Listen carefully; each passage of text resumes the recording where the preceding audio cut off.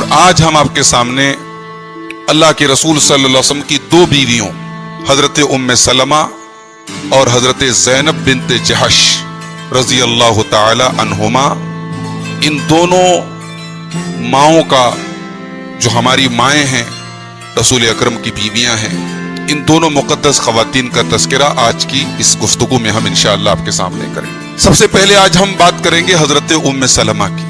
حضرت ام سلمہ کا اصل نام ہند تھا، ان کے والد کا نام تھا ابو امیہ، اور ان کا تعلق تھا قبیلے بنو مخزوم سے، جو قریش کا بڑا معزز گھرانہ تھا، بڑا معزز خاندان تھا، بہت اونچا خاندان تھا۔ اسی خاندان سے ابو جہل تھا، اسی خاندان سے حضرت خالد بن ولید تھے، بلکہ حضرت خالد بن ولید اور ابو جہل یہ دونوں حضرت ام سلمہ کے چچازاد بھائی لگتے تھے رشتے کے اعتبار سے۔ حضرت ام سلمہ رضی اللہ تعالیٰ عنہ کے جو والد تھے ابو امیہ بڑے سخی تھے، سفر میں جاتے تھے تو اپنے کسی ساتھی کو راستے کا توشہ لے جانے کی اجازت نہیں دیتے تھے، بولے میں چل رہا ہوں تو تم کو سامان لے کے چلنے کی ضرورت نہیں۔ ان کے ساتھ جو سفر کرتا تھا اس کے راستے کا خرچ، کھانا پینا سب ان کے ذمہ ہوتا تھا، اسی لیے ان کی سخاوت کی وجہ سے ان کو زاد الراکب کہا جاتا تھا۔ زاد الراکب کا مطلب یعنی سفر کرنے والے کا زاد راہ، ان کے ساتھ جو سفر کرتا تھا اس کا زاد راہ، اس کا راستے کا خرچ یہ اٹھاتے تھے حضرت ام سلمہ کے جو والد تھے۔ حضرت ام سلمہ بالکل ابتدا میں اسلام لائی، ان کی شادی ہو چکی تھی۔ یہ اور ان کے شوہر ابو سلمہ یہ دونوں میاں بیوی السابقون الاولون میں سے ہیں، بالکل آغاز میں اسلام قبول کرنے والے۔ اللہ کے رسول صلی اللہ علیہ وسلم ابھی دار ارقم میں داخل نہیں ہوئے تھے، اسلام کا بالکل ابتدائی پیریڈ تھا، اس دور میں یہ دونوں میاں بیوی اسلام لائے تھے۔ اور اسلام لانے کے جرم میں ان کے خاندان نے بڑا ٹارچر بھی کیا، ان کو بڑا ستایا، بڑی تکلیف دی۔ مجبور ہو کر ان دونوں میاں بیوی نے حبشہ ہجرت کی۔ آپ جانتے ہیں، سیرت نبی کا ہر اسٹوڈنٹ جانتا ہے کہ اللہ کے رسول کے صحابہ مکے میں جب مجبور ہو گئے تو حبشہ انہوں نے ہجرت کی، اور حبشہ کی طرف 2 بار ہجرت کی گئی، اور دونوں بار ہجرت کرنے والوں میں حضرت ام سلمہ اور ان کے شوہر ابو سلمہ یہ دونوں میاں بیوی بھی شامل تھے۔ اور حبشہ ہی میں ان کو ایک بچہ پیدا ہوا جس کا نام سلمہ تھا، اور اسی کے نام پہ ان کو ام سلمہ اور ان کے شوہر کو ابو سلمہ کا، ان کے جو شوہر تھے ابو سلمہ ان کا اصل نام عبداللہ تھا، اور ابو سلمہ جو تھے یہ اللہ کے رسول صلی اللہ علیہ وسلم کے پھوپھی زاد بھائی تھے۔ اللہ کے رسول کی پھوپھی حضرت برہ بنت عبد المطلب کے بیٹے تھے حضرت ابو سلمہ، یعنی نبی سے بڑا قریبی رشتہ بھی تھا ان کے شوہر کا۔ بہرحال حبشہ کی دونوں ہجرتوں میں یہ دونوں میاں بیوی تھے۔ بعد میں حبشہ میں جب یہ افواہ اڑی کہ مکہ میں لوگ اسلام قبول کر چکے ہیں تو یہ لوگ واپس مکہ آئے اور پھر مکے میں ہی رہنے لگے۔ پھر اللہ کے نبی صلی اللہ علیہ وسلم نے جب مسلمانوں کو یہ اجازت دی کہ آپ لوگ مدینہ چلے جائیں، تو مدینہ کی طرف ہجرت کرنے والوں میں یہ فیملی بھی تھی۔ حضرت ابو سلمہ اپنی اونٹنی کے اوپر اپنی بیوی ام سلمہ کو، اپنے بچے سلمہ کو سوار کر کے اونٹنی کی نکیل پکڑ کے لے کے جانے لگے۔ تب سے ام سلمہ کے گھر والے آ گئے، انہوں نے کہا تم کو جہاں جانا ہو جاؤ، ہماری بیٹی کو تمہیں لے جانے کی پرمیشن نہیں۔ ام سلمہ کو کھینچ کے لے کے چلے گئے۔ جب ابو سلمہ کے گھر والوں کو یہ پتا چلا کہ ہماری بہو کو جانے نہیں دیا گیا تو وہ آئے اور انہوں نے کہا بھئی تم اپنی بیٹی کے ذمہ دار ہو، یہ جو پوتا ہے یہ تو ہمارے گھر کا پوتا ہے نا۔ وہ سلمہ کو لے کے چلے گئے، اور روایت کے الفاظ ہے کہ جب سلمہ کا ہاتھ پکڑ کے کھینچا تو اتنی زور زبردستی سے ہاتھ پکڑ کے کھینچا گیا کہ سلمہ کا ہاتھ کندھے سے اتر گیا۔ اب حالات یہ ہیں کہ ام سلمہ اپنے مائکے میں، ابو سلمہ اکیلے مدینہ کی طرف ہجرت کرنے جا رہے ہیں، اور بچہ جو ہے وہ اپنے دادیال میں اپنے گھر میں ہے۔ حضرت ام سلمہ رضی اللہ تعالیٰ عنہ روتی رہیں، تڑپتی رہیں۔ 1 سال تک روزانہ کا ان کا معمول تھا، وہ اپنے گھر سے نکلتی تھی اور وہاں پہنچتی تھی جہاں سے ان کے بچے کو اور ان کے شوہر کو ان سے جدا کیا گیا، اور وہاں جا کے زار و قطار روتی تھی۔ 1 سال کے بعد ان کے خاندان کے ایک آدمی کو ترس آیا، اس نے جا کے کہا بھائیو اس عورت پر کیوں ظلم کر رہے ہو، اس کے شوہر کے پاس جانے دو۔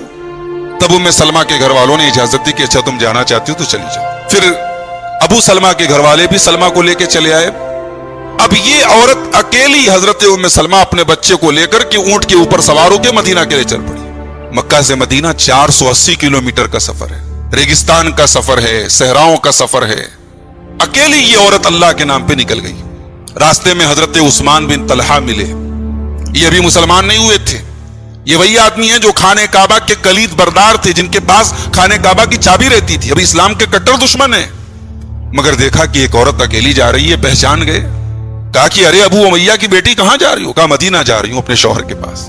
हजरत उस्मान बिन तलहा ने कहा कि मैं तुम्हारे साथ चलूंगा। ऊंटनी की नकेल पकड़ी, रास्ते में जहां पड़ाव डालते दूर हट जाते, उम्मे सलमा आराम से ऊंटनी से उतरती, यानी पूरी सिक्योरिटी के साथ, पूरी शराफत के साथ सही सलामत हजरत उम्मे सलमा को मदीना पहुंचाया। हजरत अबू सलमा रजी अल्लाह तआला अन्हु और उम्मे सलमा, ये जोड़ा जो था, ये मियां बीवी जो तो बहुत मोहब्बत करते थे एक दूसरे से। एक दिन हजरत उम्मे सलमा ने अपने शौहर से कहा कि ऐ अबू सलमा, मुझे ये पता चला है कि जब कोई औरत बेवा हो जाए, उसका शौहर मर जाए और शौहर जन्नती हो और औरत कोई दूसरी शादी न करे, तो अल्लाह ताला दोनों मियां बीवी को जन्नत में मिला देता है। अबू सलमा ने कहा कि हाँ, बात तो सही है, यानी औरत अपने आखिरी शौहर के साथ जन्नत में रहेगी। तो हजरत उम्मे सलमा ने कहा कि एक काम कीजिए, आइए हम दोनों आपस में एक वादा करते हैं। मैं मर जाऊं तो आप दूसरी शादी ना करें, आप मर जाएं तो मैं दूसरी शादी ना करूं, ताकि जन्नत में हम दोनों मियां बीवी इकट्ठा रहें। तो हजरत अबू सलमा ने कहा कि मेरी बात मानोगी? कहा कि बोलिए क्या बात है? कहा कि मेरी वसीयत यह है कि जब मैं मर जाऊं तो तुम शादी कर लेना। और फिर हजरत अबू सलमा ने दुआ की, अल्लाहुम्मा रज़ुक़ उम्म सलमा बादी रजुलन खैरम मिन्नी। ऐ अल्लाह, तो उम्मे सलमा को मेरे बाद मुझसे बेहतर शौहर अता फरमा। ला युहज़िनुहा वला यूज़िया, ऐसा शौहर अता फरमा जो उम्मे सलमा को कभी तकलीफ न पहुंचाए, उन्हें कभी सदमा न दे, कभी गम न दे। हजरत उम्मे सलमा कहती हैं कि मैं सोचने लगी, मन खैरुम मिन उम्मे सलमा, कौन है जो उम्मे सलमा से बेहतर होगा।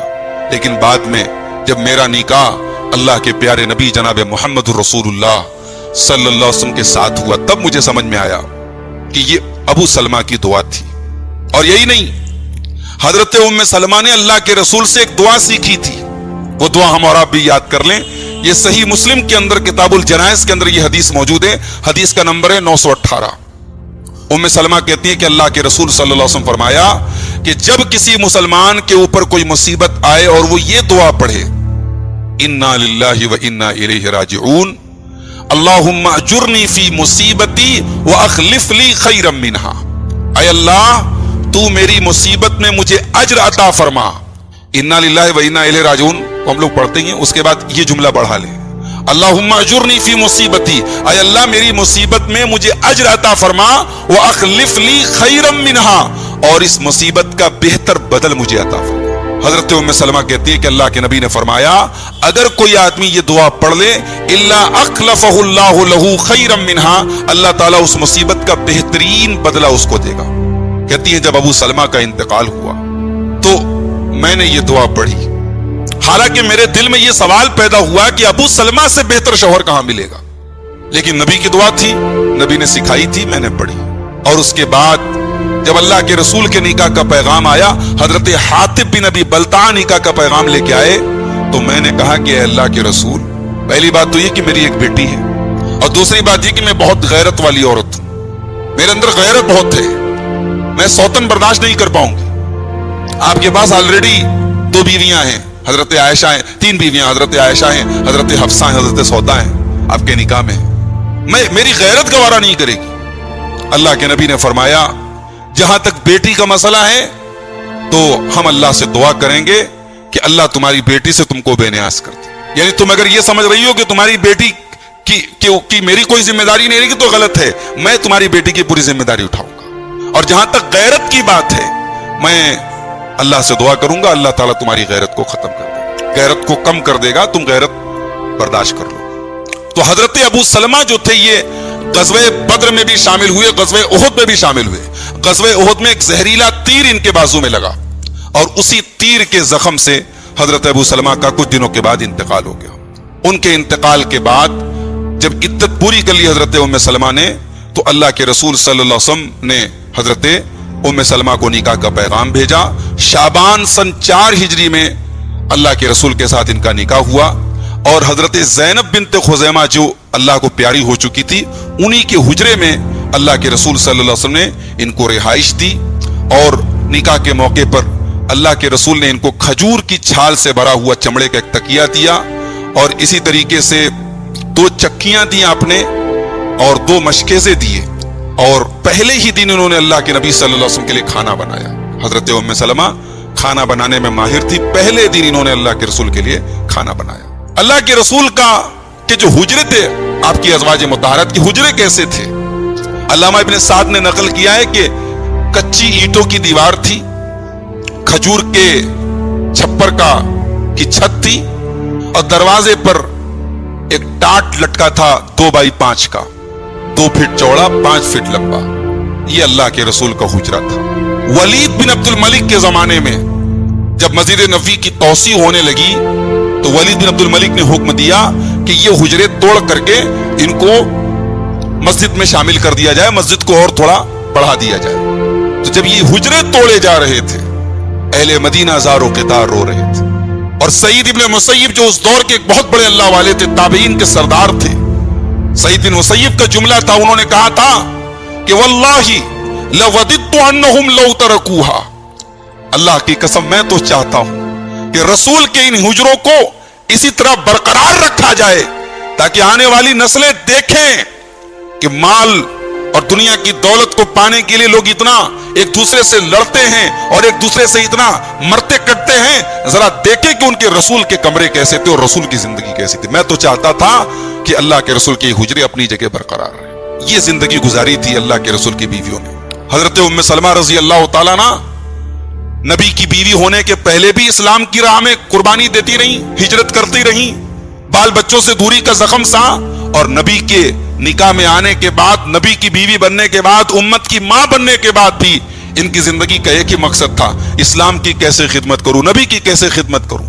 اللہ کے نبی سے بے انتہا محبت کرتی تھی۔ اللہ کے نبی جب بیمار ہوئے اپنی زندگی کے آخری ایام میں، اللہ کے رسول کی خواہش تھی کہ میں اپنی زندگی کے آخری ایام حضرت عائشہ کے کمرے میں گزاروں، لیکن حضرت ام سلمہ بار بار آتی تھی، اس بیماری کے ایام میں حضرت عائشہ کے حجرے میں آتی تھی، اللہ کے رسول کی حال چال لیتی تھی۔ ایک دن اللہ کے رسول کو تکلیف میں دے کے چیخنے لگی، چلانے لگی۔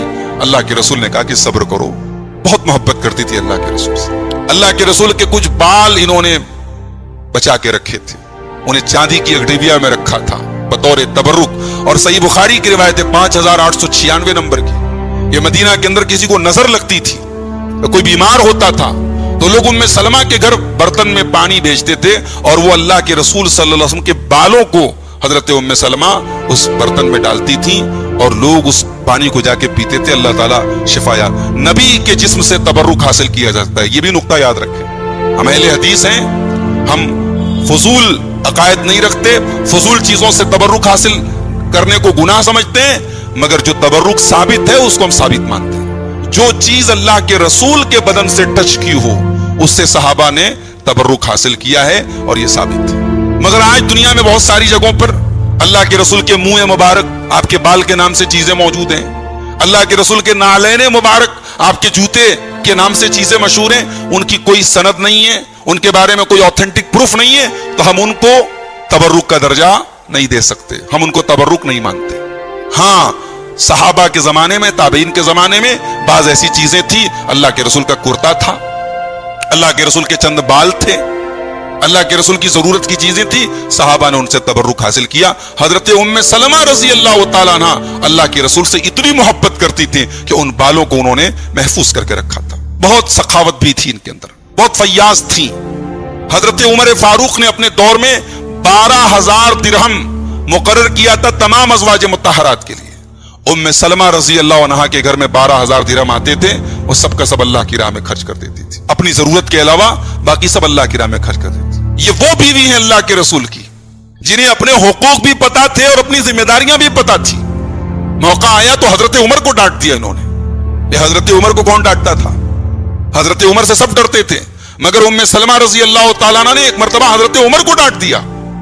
ایک مرتبہ اللہ کے رسول سے اور آپ کی بیویوں سے کچھ ناراضگی ہو گئی، حضرت عمر آئے اور ایک ایک بیوی کے گھر جا کر کے سمجھایا کہ دیکھو، باز آ جاؤ، رسول کو ناراض مت کرو، رسول کو ناراض کرو گی اللہ تم سے بہتر بیوی رسول کو دے دے گا۔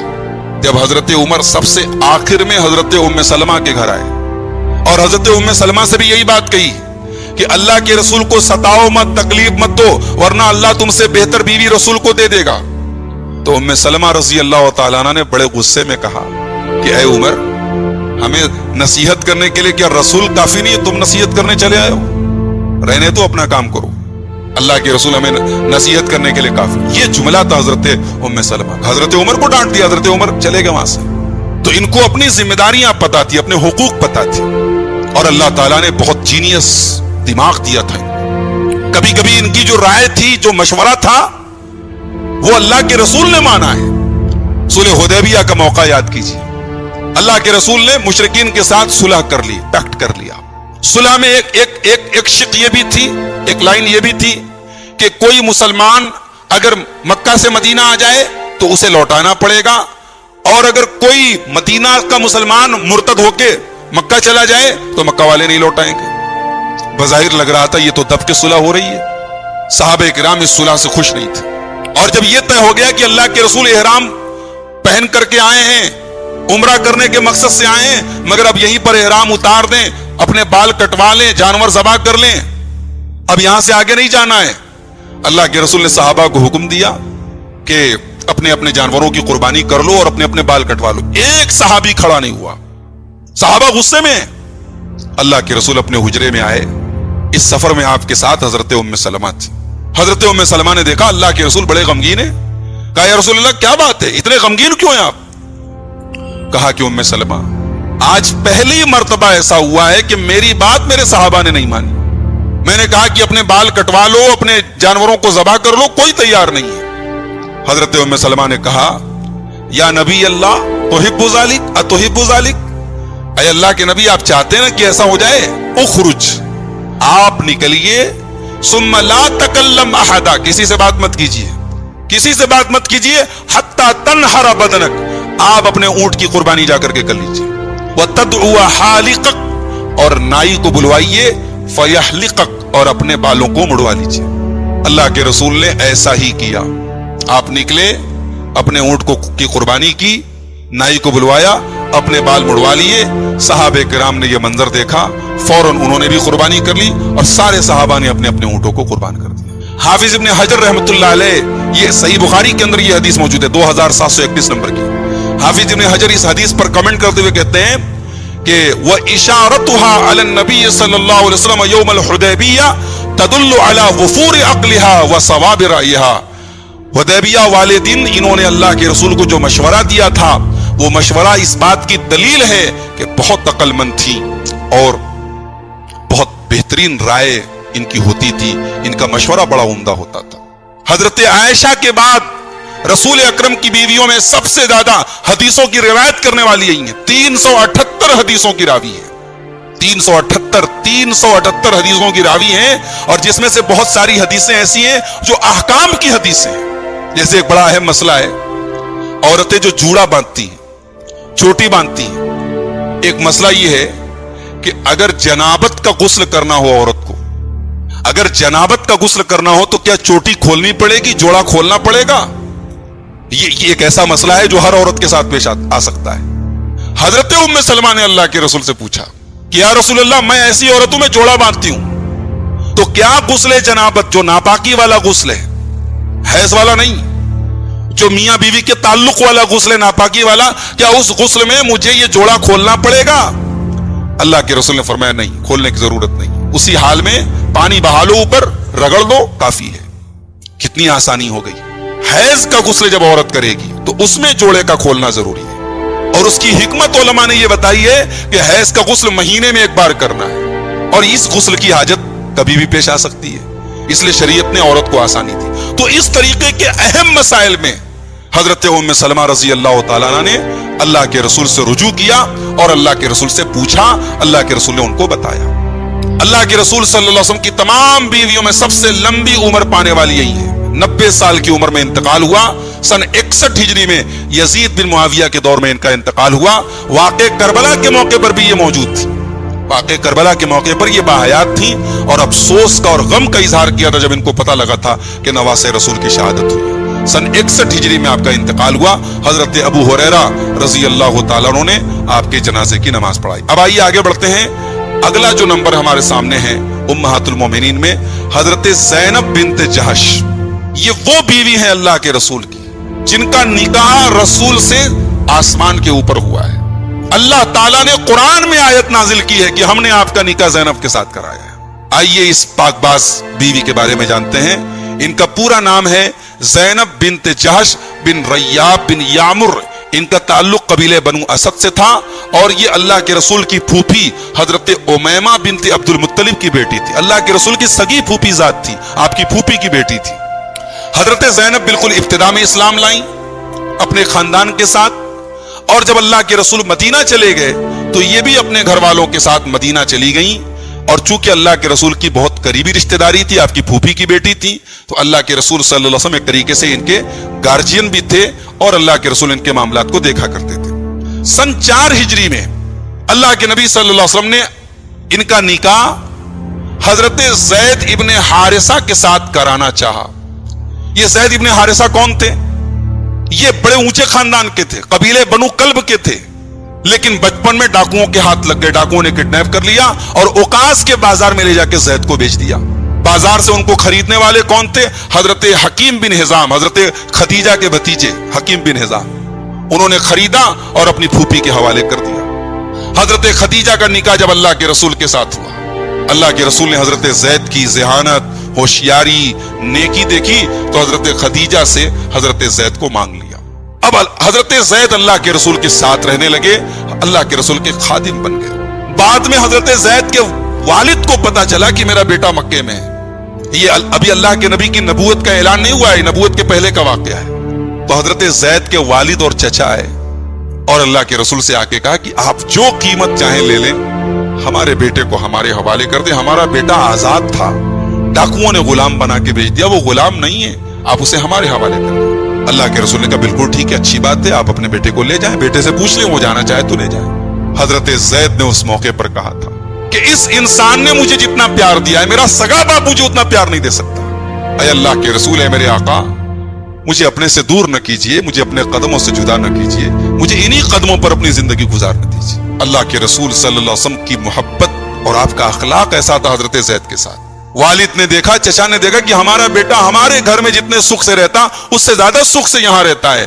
والد اور چچا چلے گئے، اور اللہ کے رسول نے حضرت زید کی جب یہ عقیدت دیکھی تو مکے میں آئے، خانہ کعبہ کے سامنے کھڑے ہو کے اعلان کیا، اے قریش کے لوگوں، میں اعلان کرتا ہوں آج سے زید میرا بیٹا ہے، یہ میرا بیٹا ہے، یہ میرا وارث ہے، میں اس کا وارث ہوں۔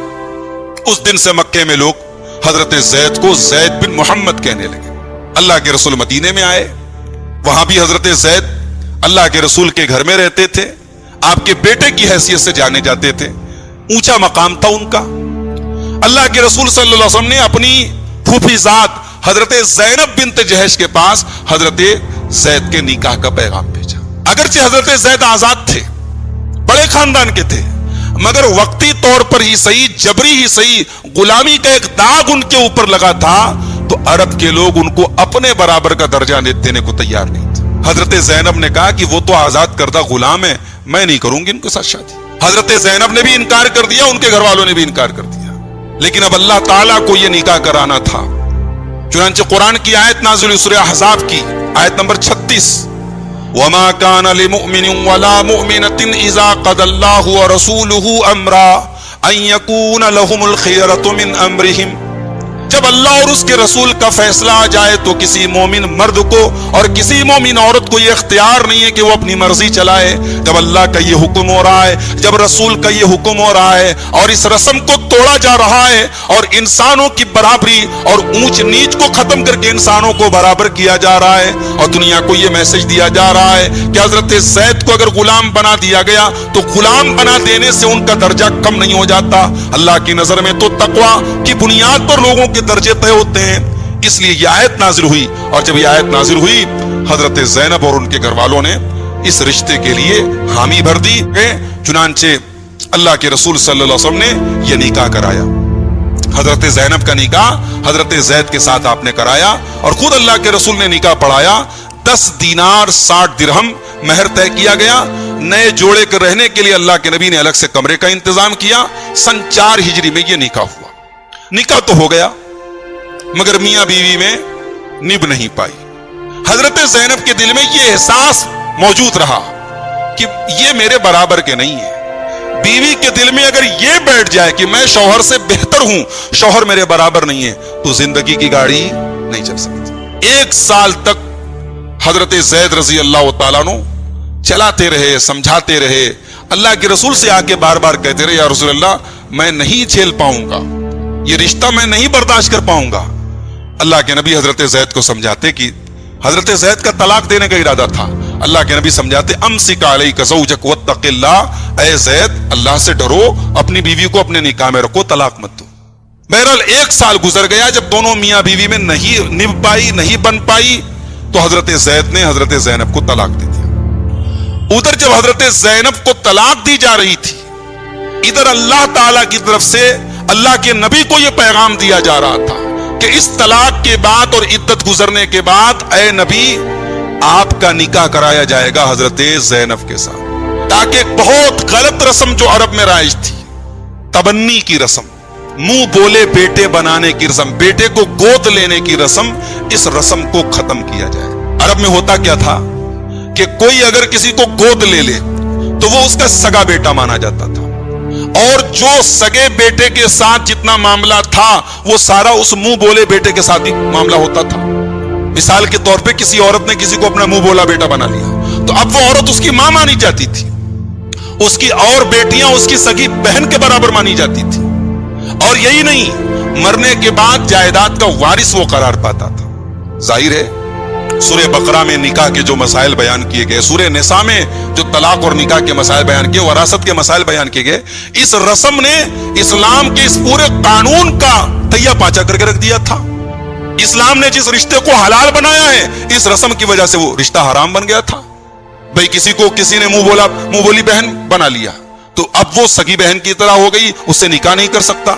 इस्लाम की नजर में ऐसा कुछ भी नहीं है। आपके मुंह बोली बहन, आपके बोल देने से कोई आपकी बहन नहीं हो गई, आपके बोल देने से कोई आपका बेटा नहीं हो गया। और सबसे बड़ा नुकसान यह था कि जैसे सगे भाई बहनों में पर्दा का कोई मसला नहीं होता था, लोग मिलते जुलते थे, मुंह बोले रिश्ते में भी लोग मिलते जुलते थे। इसमें डर था बदकारी का, इसमें डर था ज़िनाकारी का, इसमें डर था समाज के बर्बाद होने का। और फिर इसमें हकीकी वारिसों का नुकसान था। जायदाद में जो वारिस नहीं है वो वारिस हो रहा था, और जो हकीकत में वारिस है वो बेचारा महरूम हो रहा था। तो इन तमाम वजूहात की वजह से अल्लाह ताला ने इस रस्म को खत्म करने के लिए सूरह अहज़ाब की आयतें नाजिल की। अल्लाह ताला ने सूरह अहज़ाब की आयत नंबर 4 और 5 नाजिल की। फरमाया, वमा जअल अदियाकुम अबनाअकुम, तुम्हारे मुंह बोले बेटों को अल्लाह ताला ने तुम्हारा सगा बेटा नहीं बनाया है।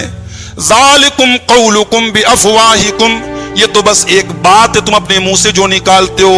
वल्लाहु यक़ूलुल हक़्क़ व हुवा यहदिस सबील, अल्लाह ताला हक बात बोलता है और सही रास्ता दिखाता है।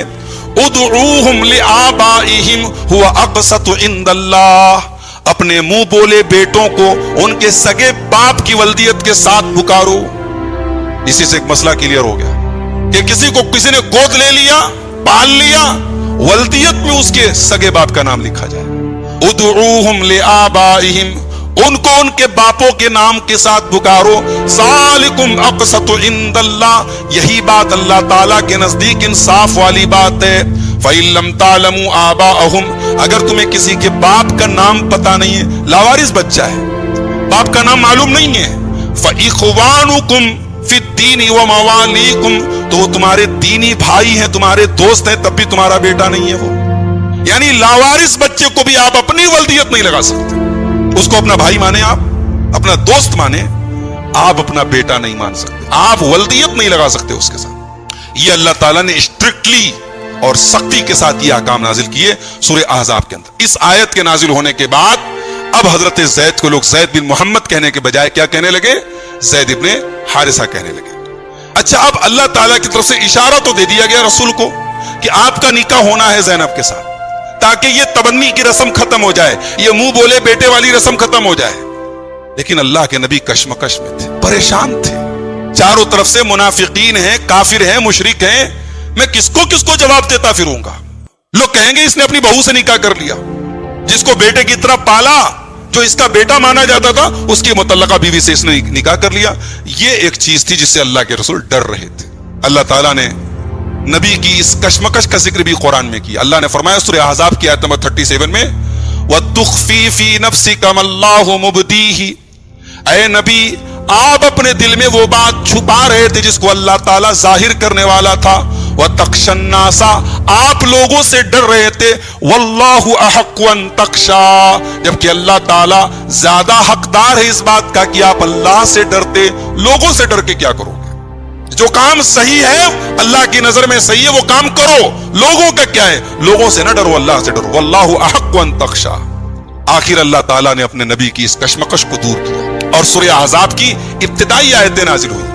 یا ایھا النبی اتق اللہ ولا تطع الکافرین والمنافقین، اے نبی آپ اللہ سے ڈریے، آپ کافروں کی اور منافقوں کی اطاعت مت کیجیے. ان اللہ کان علیما حکیما، اللہ تعالیٰ سب کچھ جاننے والا حکمت والا ہے. واتبع ما یوحى الیک من ربک ان اللہ کان بما تعملون خبیرا، اے میرے نبی آپ کا رب آپ کو جو وحی کر رہا ہے، آپ کا نبی آپ کو جو حکم دے رہا ہے آپ اس کو فالو کیجیے، اس کی پیروی کیجیے. اللہ تعالیٰ سب کے عمل سے باخبر ہے. وتوکل علی اللہ، اور اے میرے نبی آپ اللہ کے اوپر بھروسہ کیجیے. وکفیٰ باللہ وکیلا، اللہ کافی ہے کام بنانے کے لیے. اللہ سارے مسائل حل کر دے گا، سارے کام بنا دے گا. اب جب عدت ختم ہو گئی حضرت زینب کی، اللہ کے نبی نے نکاح کا پیغام بھیجا. اور جانتے کس سے بھیجا؟ خود حضرت زید سے بھیجا، جس نے طلاق دی تھی اسی سے نکاح کا پیغام بھیجا کہ جاؤ رسول اکرم تم سے نکاح کرنا چاہتے ہیں. حضرت زینب ظاہر صدمے میں تھی، اس لیے کہ اس رشتے کے لیے وہ لوگ تیار نہیں تھے. اللہ کے رسول کے اصرار پر اور ضد پر اور زور ڈالنے پر یہ رشتہ ہوا تھا. حضرت زینب بھی صدمے میں تھی، ان کے گھر والے بھی صدمے میں تھے. اب جب یہ عدت ختم ہوئی اور نکاح کا پیغام آیا تو حضرت زینب نے کہا نہیں، میں ہاں نہیں کروں گی جب تک میں اللہ سے استخارہ نہیں کر لوں گی. شریعت نے ایک طریقہ ہمیں بتایا ہے، جب کسی مسئلے میں ہم فیصلہ نہ کر پا رہے ہو کہ کیا کرنا چاہیے کیا نہیں کرنا چاہیے تو استخارہ کرو. دو کام کرنا چاہیے، ایک استخارہ اور ایک مشورہ. عربی میں کہاوت ہے کہ جو استخارہ کرے اور جو مشورہ کرے وہ کبھی شرمندہ نہیں ہوتا. استخارہ کر کے کوئی کام کرو اور مشورہ کر کے کوئی کام کرو تو اللہ تعالیٰ شرمندہ ہونے نہیں دے گا. حضرت زینب کھڑی ہوئی استخارہ کی نماز پڑھنے کے لیے، ادھر اللہ سے لو لگا رہی ہیں، استخارہ کرنے کے لیے نماز پڑھ رہی ہیں، ادھر اللہ اپنے نبی کے اوپر سورہ احزاب کی آیت نمبر 37 اور 38 نازل فرما رہا ہے. فَلَمَّا قَضَىٰ زَيْدٌ مِّنْهَا وَطَرًا، جب زید نے زینب سے اپنی حاجت پوری کر لی، جب زینب کی عدت پوری ہو گئی، زَوَّجْنَاكَهَا، تو اے نبی ہم نے آپ کا نکاح زینب کے ساتھ کر دیا. لِكَيْ لَا يَكُونَ عَلَى الْمُؤْمِنِينَ حَرَجٌ فِي أَزْوَاجِ أَدْعِيَائِهِمْ، تاکہ لوگوں کے اوپر اب اس بارے میں کوئی مسئلہ نہ آئے کہ اپنے منہ بولے بیٹے کی متعلقہ یا بیوہ لڑکی بیوی کے ساتھ وہ نکاح کر سکتے ہیں. اس معاملے میں لوگوں کے اوپر کوئی پریشانی نہ آئے. اذا قضوا منهن وطرا، جبکہ ان کی عدت پوری ہو جائے. وکان امر اللہ مفعولا، اور اے نبی یہ تو اللہ کا حکم تھا، اس کو تو پورا ہی ہونا تھا. ما کان علی النبی من حرج فیما فرض اللہ لہ، اللہ تعالیٰ نے اپنے نبی کو جس بات کا حکم دے دیا ہے اس کام کو کرنے میں نبی کے اوپر کوئی پریشانی کی بات نہیں، کوئی حرج کی بات نہیں ہے. سنت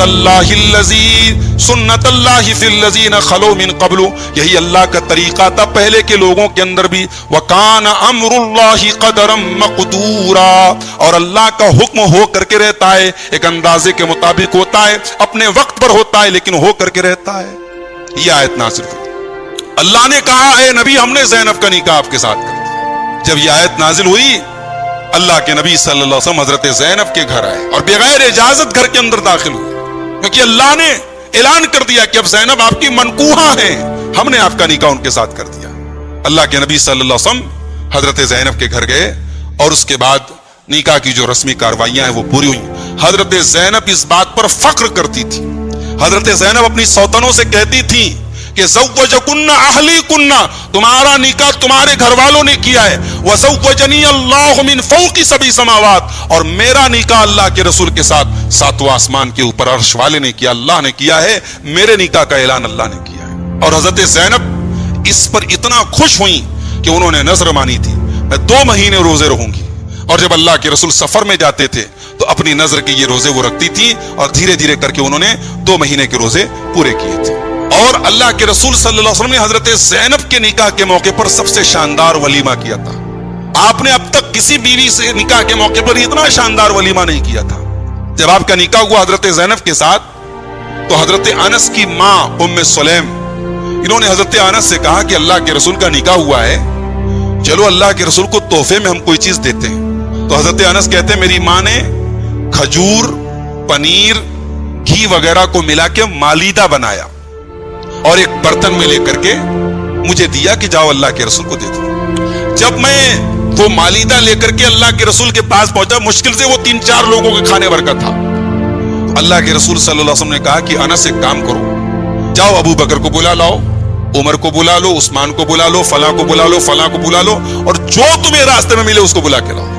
حضرت انس کہتے ہیں میں حیران رہ گیا کہ یہ 3-4 لوگوں کا کے کھانے کی چیز اور اللہ کے رسول انلمیٹڈ کہہ رہے جو ملے اس کو لے آؤ. اس کے بعد کہتے ہیں جب میں لوگوں کو دعوت دے کے واپس آیا تو دیکھا کہ اللہ کے رسول کا حجرہ جو ہے, آپ کا کمرہ, آپ کا گھر بھرا ہے مہمانوں سے, ہر طرف لوگ ہیں. پھر اللہ کے نبی صلی اللہ علیہ وسلم نے صحابہ سے کہا کہ 10 کی تعداد میں آپ لوگ آئیے اور کھاتے چلے جائیے, اللہ کا نام لیجئے اور کھاتے چلے جائیے اور اپنے آگے کا کھانا کھائیے. حضرت انس کہتے ہیں صحیح بخاری کی 5163 نمبر کی حدیث ہے, 70 یا 72 لوگ تھے, سب لوگوں نے پیٹ بھر کے کھایا. حضرت انس کہتے ہیں میں نے جا کے اپنی ماں ام سلیم سے کہا کہ امی وہ تھوڑا سا مالیدہ آپ نے 4-5 لوگوں کے بھر کا دیا تھا, 70 لوگوں نے کھایا. تو حضرت ام سلیم نے کہا یہ نبی کی برکت تھی, 70 کیا پورے مدینہ کے لوگ اگر چاہتے تو وہ کھانا کھا سکتے تھے. تو سب سے شاندار ولیمہ جو اللہ کے رسول صلی اللہ علیہ وسلم نے کیا وہ حضرت زینب کے نکاح کے موقع پہ کیا. اچھا, اس ولیمہ کے موقع پر بھی بہت سی بری رسموں کو ختم کیا گیا. ایک رسم یہ تھی, لوگوں کا ایک معمول تھا, ایک عادت تھی کہ کھانا کے ٹائم لوگوں کے گھر چلے جاتے تھے, پتہ لگاتے تھے کس کے یہاں کھانا کتنے بجے تیار ہوتا ہے. پتہ لگا 2 بجے کھانا تیار ہوتا ہے, 2 بجے اس کے گھر دھمک گئے. اب بھائی 2 بجے کھانے کا ٹائم ہے, آپ پہنچ گئے, تو اب 2 صورت ہے, یا تو آدمی یہ کہے کہ بھائی کھانے کا ٹائم ہے آپ بعد میں آئیں, یا آپ کو اندر آنے کی اجازت دے, آپ کو کھلائے. اب بھائی کھانا اتنا ہے نہیں ہے, تو یہ ایک غلط رواج تھا جو رائج تھا. ایک رواج یہ تھا کہ کئی لوگ کھانا کھانے جاتے تھے تو کھانا کھانے کے بعد بیٹھے رہتے تھے, اب باتیں کر رہے ہیں لمبی چوڑی, وہیں پہ بیٹھ کے گپ شپ کر رہے ہیں. اب بھائی کھانا کھا لیا آپ نے, اب اپنے گھر تشریف لے چلے جائیں. اب صاحب کھانا کو کون سا کام ہے.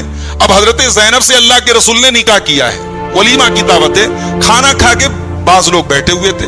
اللہ کے رسول تکلیف محسوس کر رہے تھے کہ یہ لوگ چلے جائیں, میری شادی ہوئی ہے, مجھے اپنی اہلیہ سے باتیں کرنی ہے, لیکن وہاں پہ 3-4 لوگ آخر تک بیٹھے تھے, بہت دیر کے بعد وہ لوگ گئے. تو اس طریقے کی جو رسمیں تھی. اچھا, ایک چیز یہ بھی تھی کہ ابھی تک پردے کا حکم نازل نہیں ہوا تھا.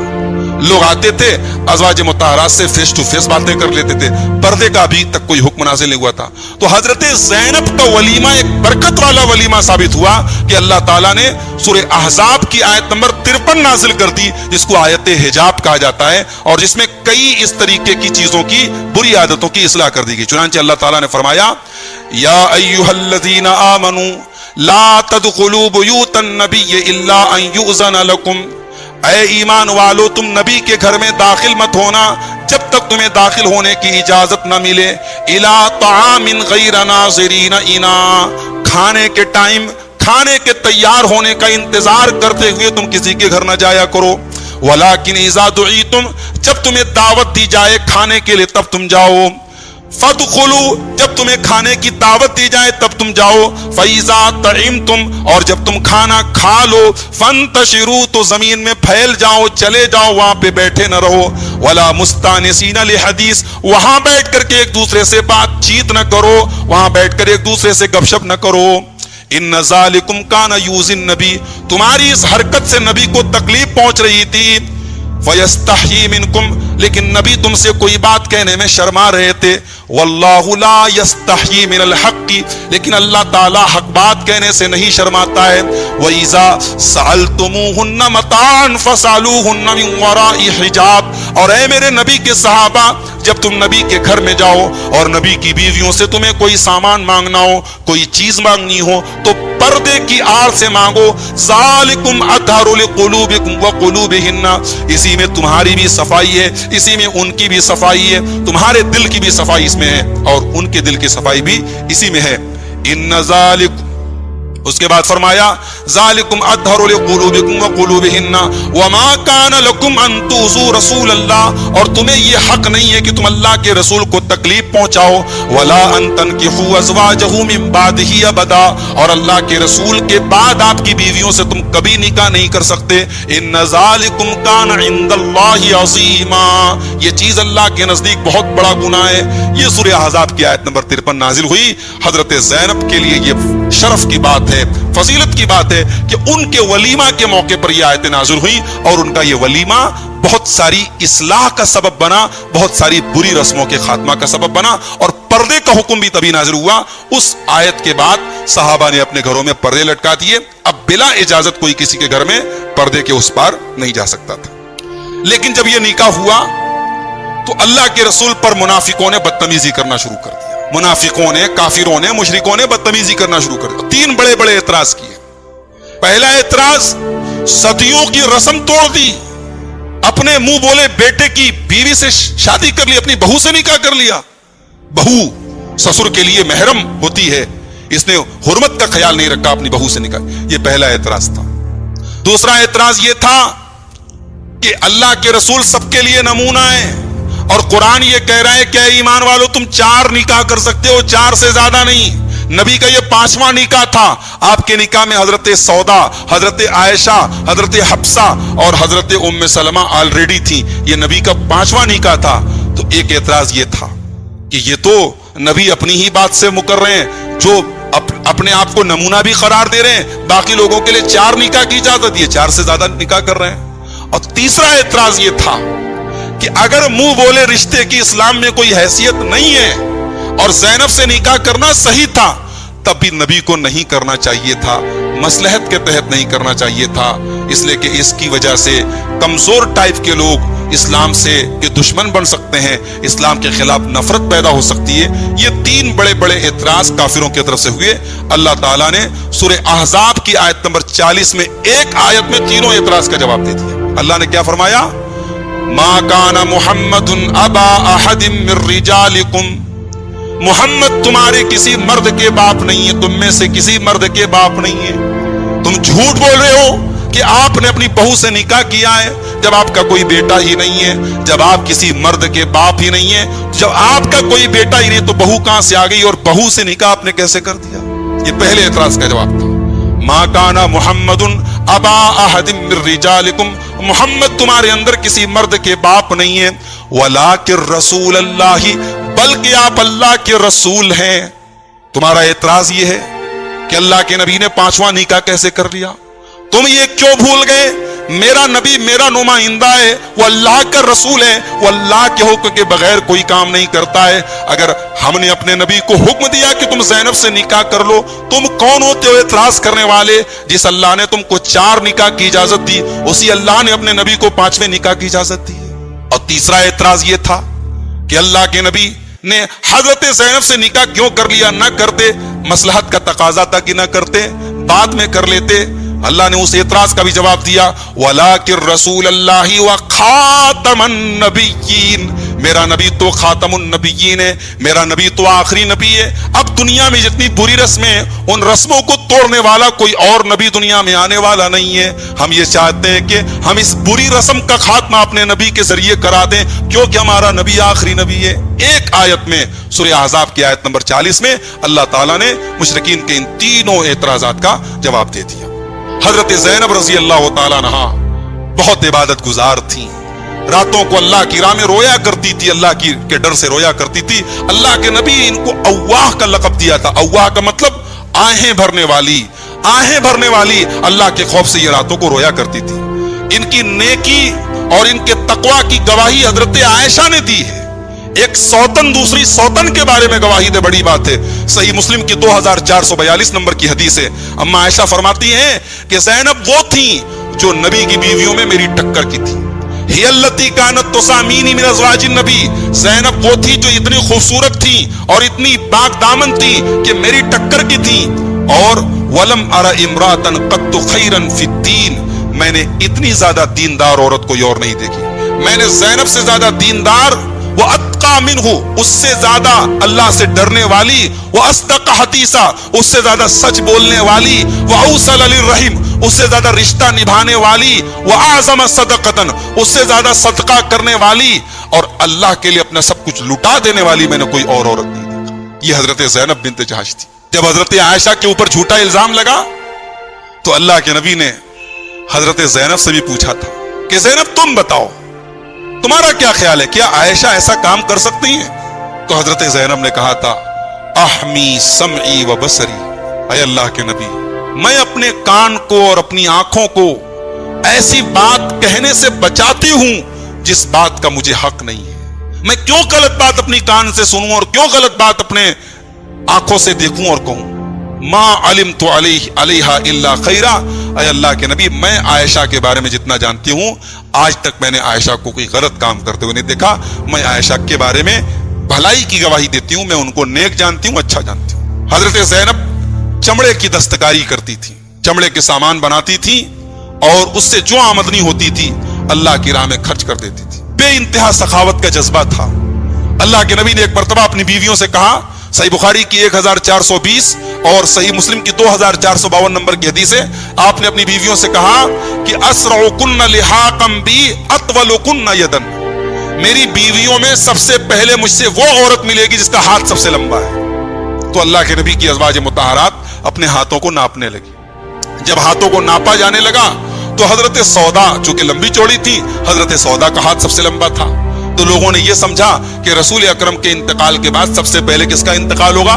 حضرت سودا کا ہوگا۔ لیکن حقیقت میں نبی کا اشارہ یہ تھا کہ میری وہ بیوی میرے بعد سب سے پہلے انتقال کرے گی جو سب سے زیادہ اللہ کی راہ میں خرچ کرتی ہے، سب سے بڑی دل دریا ہے، سب سے زیادہ ہاتھ کی اونچی ہے، خرچ کرنے والی ہے۔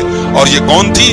اما عائشہ فرماتی ہیں فَكَانَتْ أَطْوَلُنَا يَدًا زَيْنَبُ ہم میں سب سے لمبے ہاتھ والی، اللہ کی راہ میں سب سے زیادہ خرچ کرنے والی زینب بنت جہش تھی۔ لِأَنَّهَا كَانَتْ تَعْمَلُ بِيَدِهَا اپنے ہاتھ سے وہ کام کرتی تھی، وہ تصدق اور جو کماتی تھی اللہ کی راہ میں خرچ کر دیتی تھی۔ حضرت زینب کا انتقال حضرت عمر فاروق کے دور میں سن 20 ہجری میں ہوا تھا اور آپ کی جنازے کی نماز حضرت عمر نے پڑھائی تھی۔ آپ اللہ کے رسول کی بیویوں میں اللہ کے رسول کے انتقال کے بعد سب سے پہلے انتقال کرنے والی آپ کی بیوی ہے۔